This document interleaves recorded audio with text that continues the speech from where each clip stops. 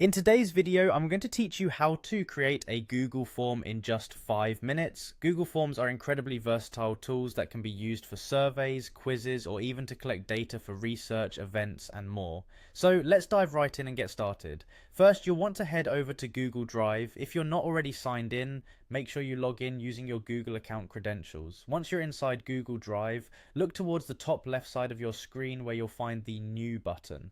Go ahead and click on it. This button opens up a drop-down menu with a variety of options, including Google Docs, Google Sheets, and of course Google Forms. From the drop-down list, select Google Forms.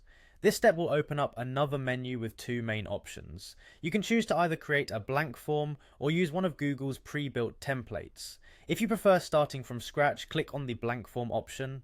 Alternatively, templates can be a great time saver if you find a design that fits your needs and can be easily customized. Once your blank Google form opens, the first thing you'll want to do is name your form.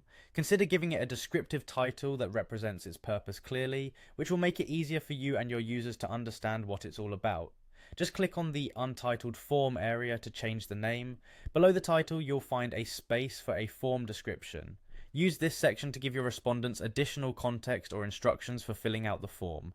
Now it's time to add questions to your form. Click on the plus sign to start adding question fields. You'll notice there's a variety of question types to choose from, such as short answers, multiple choice, checkboxes, and more. Select short answer from the drop-down if you want concise written responses. You can also set certain questions as required by toggling this option on, ensuring that respondents don't accidentally skip important questions. Once your questions are set up, click on the Responses tab at the top.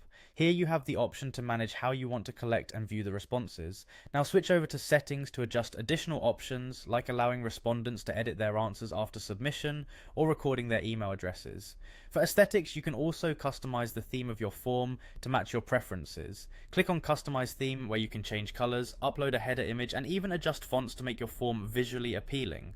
Finally, once you're satisfied with both the content and design, hit the Publish button to make your form live. Now you're ready to share it with others, whether it's through a link, email, or posting it on social media. You're good to go. Google Forms